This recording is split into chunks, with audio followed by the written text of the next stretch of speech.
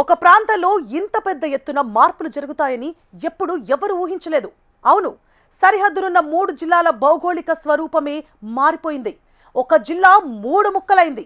అనూహ్యంగా జరిగిన ఈ పరిణామం ఉమ్మడి కడప జిల్లాలోని 2 నియోజకవర్గాలకు అనుకోని వరంగా మారింది. కానీ ఒక నియోజకవర్గానికి మాత్రం తీరని శాపంలా మారిందట. జిల్లా పేరైతే మారలేదు, కానీ అదే పేరుతో ఉన్న ముందున్న నియోజకవర్గాలు ముక్కలైపోయాయి. ఇది ఆ నియోజకవర్గంలోని నేతలకు, ప్రజలకు కూడా మింగుడు పడని పరిణామమే. అధికార పార్టీకి చెందిన మంత్రికి కొత్తగా నియమించబడిన అధికార పార్టీ అధ్యక్షుడితో పాటు ప్రతిపక్ష నేతలకు, ప్రజలకు ఇది ఇష్టం లేని కొత్త సంసారంగా మారిందట. ఇది పాత పేరుతో ఉన్న కొత్త జిల్లా కథ.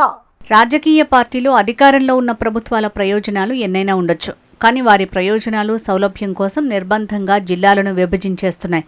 ఈ అంశం ప్రాంతాలు, నియోజకవర్గాలు, జిల్లాల విభజనకు సంబంధించిన ప్రతి సందర్భంలోనూ కనిపిస్తుంటుంది. జరుగుతున్న పరిణామాలతో ఎవరిబ్బంది పడినా తాము మాత్రం లబ్ధి పొందాలని చూస్తుంటాయి. ఈ నేపథ్యంలో రాయలసీమలోని ఉమ్మడి చిత్తూరు, కర్నూలు జిల్లాల పరిధిలో ఉన్న రాజంపేట పార్లమెంటుని గత వైసీపీ ప్రభుత్వం అన్నమయ్య జిల్లా పేరుతో కొత్త జిల్లా ఏర్పాటు చేసింది. కడప జిల్లాలోని రాయచోటి, రాజంపేట, కోడూరు నియోజకవర్గాలతో పాటు చిత్తూరు జిల్లాలోని మదనపల్లి, తమ్మళ్లపల్లి, పీలేరు ఇలా 6 నియోజకవర్గాలను కలిపి అన్నమయ్య జిల్లాను ఏర్పాటు చేసింది. ఆ జిల్లా కేంద్రంగా రాయచోటిని ప్రకటించింది.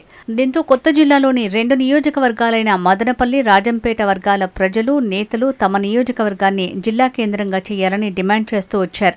అప్పట్లో వైసీపీలో కీలకంగా వ్యవహరించిన 2 వ్యక్తుల ప్రయోజనం కోసమే రాయచోటి జిల్లా కేంద్రం చేశారని ఆరోపణలు వచ్చాయి. నేతల రియల్ ఎస్టేట్ వ్యాపారం, ఇతర భవిష్యత్తు ప్రయోజనాల కోసం కూడా జిల్లా కేంద్రం ఏర్పాటు చేశారన్న కామెంట్లు కూడా వినిపించాయి. జిల్లా కేంద్రం కోసం మదనపల్లి, రాజంపేటలో జరుగుతున్న పరిణామాల నేపథ్యంలో అప్పటి ప్రతిపక్ష నేత చంద్రబాబు, ఆయన కుమారుడు లోకేష్ ఆ 2 నియోజకవర్గాల్లో పర్యటించినప్పుడు మదనపల్లి జిల్లాను ఏర్పాటు చేస్తామని, రాజంపేట జిల్లా కేంద్రంగా ఏర్పాటు చేస్తామని చెప్పారు. ఇదే క్రమంలో రాయచోటిని కూడా జిల్లా కేంద్రంగా కొనసాగిస్తామని భరోసా ఇచ్చారు. కాగా మదనపల్లి, రాయచోటి నియోజకవర్గాల్లో తెలుగుదేశం పార్టీ విజయం సాధించింది. రాజంపేట జిల్లా కేంద్రం చేస్తామని చెప్పినా అక్కడ వైసీపీ విజయం సాధించింది. దీంతో ప్రభుత్వం ఏర్పడినప్పటి నుంచి ఆ నియోజకవర్గ నాయకులు తమ నియోజకవర్గాన్ని జిల్లా కేంద్రంగా చేయాలని పట్టుబడుతూ వచ్చారు. కానీ ఎవరూ ఊహించని విధంగా పెద్దిరెడ్డి నియోజకవర్గమైన పొంగనూరులోని 4 మండలాలను కలుపుతూ పాత అన్నమయ్య జిల్లాలోని 3 నియోజకవర్గాలను 3 ముక్కలు చేసి 3 నియోజకవర్గాలకు సమభాగంగా పంపిణీ చేసింది కూటమి ప్రభుత్వం. ఫలితంగా కొత్త సంవత్సరం వేడుకలు కూడా చేసుకోలేని స్థితిలో నాయకులు, ప్రజలు ఉండటం వారి బాధల తీవ్రతకు అద్దం పడుతోంది. ఏపీ మంత్రివర్గ నిర్ణయం గెజెట్ నోటిఫికేషన్తో రాయచోటి నియోజకవర్గం ప్రజలు, నాయకులు అంతా అవాక్కయ్యారట.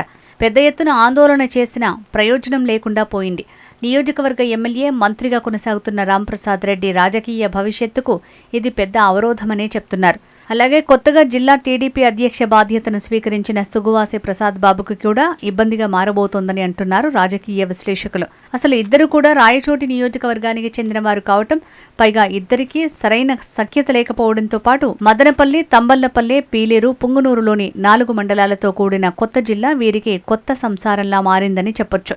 మొదటి నుంచి ఉమ్మడి కడప జిల్లాలో ఉన్న రాయచోటి నియోజకవర్గ నాయకులకు కడప, పులివెందుల నియోజకవర్గాలతో అనుబంధం ఎక్కువ. అన్నమయ్య జిల్లా ఏర్పడిన తర్వాత కూడా రాజంపేట, రాయచోటి నియోజకవర్గాలతోనే అనుబంధం ఎక్కువ. అయితే ఇప్పుడు జరిగిన పరిణామాలు మాత్రం కొత్తగా జిల్లా అధ్యక్షుడిగా బాధ్యతలు తీసుకున్న ప్రసాద్ బాబుకి, మంత్రిగా వ్యవహరిస్తున్న రాంప్రసాద్ రెడ్డికి పాత పేరుతో ఉన్న కొత్త జిల్లా కొత్త ప్రాంతాలను, అనుభవాలను పరిచయం చేయబోతోందని చెప్పొచ్చు.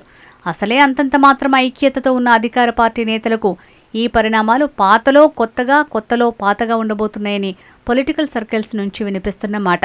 కాగా మార్పులు, కూర్పులతో ఏర్పడిన కొత్త అన్నమయ్య జిల్లాలో పాత అన్నమయ్య జిల్లాకి కేంద్ర మంత్రులు, ప్రజలు ఏమాత్రం సర్దుకుపోతారో చూడాలి. ఏదేమైనా రాయచోటి వాసులు తమ జిల్లా అధికారాన్ని కోల్పోయి కొత్త జిల్లా కేంద్రానికి వెళ్లాల్సి రావటం ఇష్టం లేని కోడలు అత్తారింటికి వెళ్లినట్టుందంటున్నారు రాజకీయ విశ్లేషకులు.